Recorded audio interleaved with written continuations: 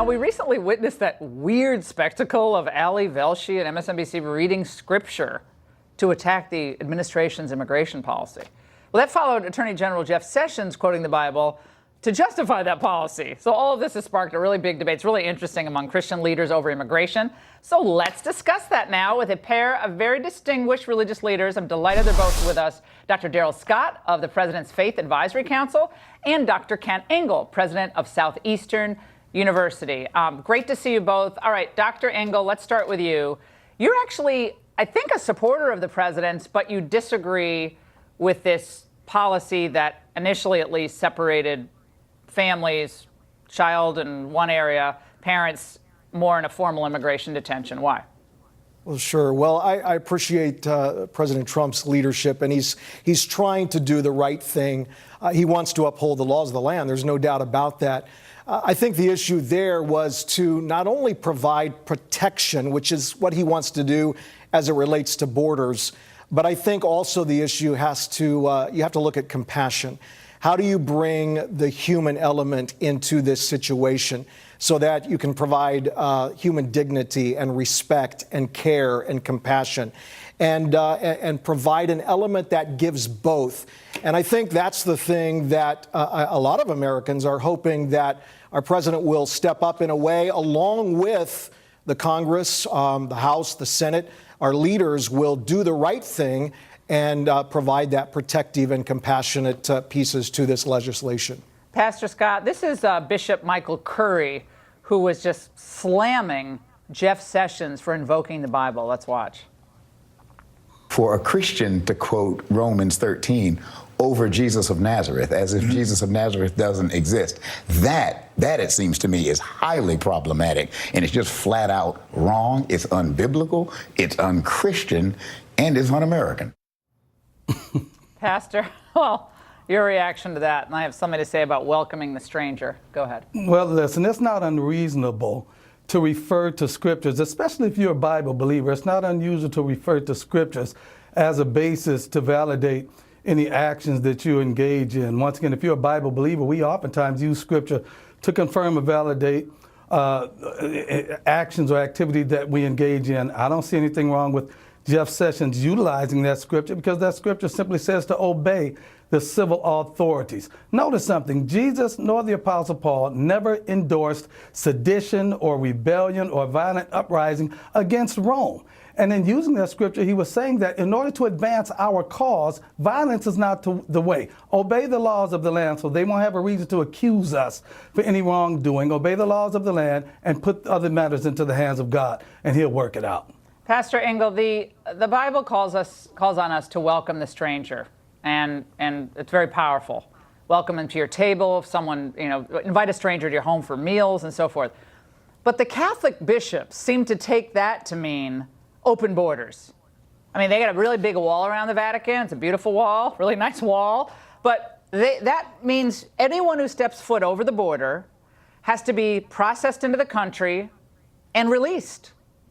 How is that welcoming the stranger according to biblical text? That does not mean to be devoid of all laws of the land, does it? Absolutely. And I go back to that passage the Attorney General referred to in Romans 13, talking about, obey the laws of the land. When you talk about the context of God's law is always for protection, it's always for peace, it's always for harmony. And so that's why when you look at the issues that we are facing with immigration reform, all the issues, challenges that we have seen over the last couple of weeks, you have to have a come-together approach that covers all the issues of, you have to look at the issue of collaborating on providing security at the wall. You have to look at issues of compassion as it relates to bringing families together. We all do what we can to donate to organizations that help people on the ground in their home countries. I mean, so many Christian organizations, faith-based groups in Guatemala, Central America, South America, Africa, around the world. That's where we as individuals can make a difference through our faith, through our churches and our organizations, correct? It doesn't mean that we have to completely smash our own rule of law and say, okay, you have a really sad life. I understand it's horrible. So we have to allow you to come into the country no matter how you come in. But I want to play something for you, and I want to get Pastor Scott on this. This is a very liberal priest known as Father James Martin. He's not a big fan of Trump, to put it lightly. This is what he said. No one wants to be a refugee. No one wants to be a migrant, but they do it out of great love for their families. They have a lot of guts to do it, and I think it's up to us to welcome them. I think the problem with a lot of these Christians who are saying that they're reading the Bible is I don't know what Bible they're reading, because the Bible I read has Jesus always reaching out to those who are on the margins, including and most especially migrants and refugees. Well, Pastor Scott, a lot of Americans feel like they're on the margins. Like 2 blocks from where we're broadcasting from, there are a lot of homeless on the street, literally 2 blocks from where we are.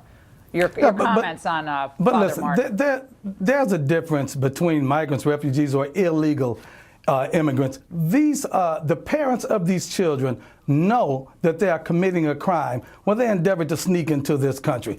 This country has a zero tolerance policy. They know that our president is hardline in regards to that, but they tried to sneak in anyway. Now, anyone, an American citizen, regardless of your race, creed, or color, if you are engaged in the commission of a crime and you are caught in the commission of this crime and you are apprehended and you have a child in your custody, that child is going to be removed from your custody and placed in the child services until either somebody comes and gets them or they're remanded over to whatever. And so I don't understand why we're taking any culpability for this crime that is being committed away from the parents and making it as if we're just grabbing kids and putting them in a concentration camp, because that is not the case at all. There's a crime being committed. The children are in the custody of the criminals. And it's Donald Trump's fault. And it's Donald Trump's fault that a crime is being committed. Because you told yourself, I'm going to sneak into America. I'm going to sneak into America despite the law, and I'm taking my child. I wouldn't even put my children at risk like that. I have grandchildren. I wouldn't even try to do that if I knew it was a zero policy. A dangerous journey, that's for sure, up through Mexico. Phenomenal segment. Thank you both. Yeah. And by the way, the greatest hits from the president's remarks at a campaign rally tonight, and my live interview with the man he was there to support, South Carolina Governor Henry McMaster, next. Hello, everybody.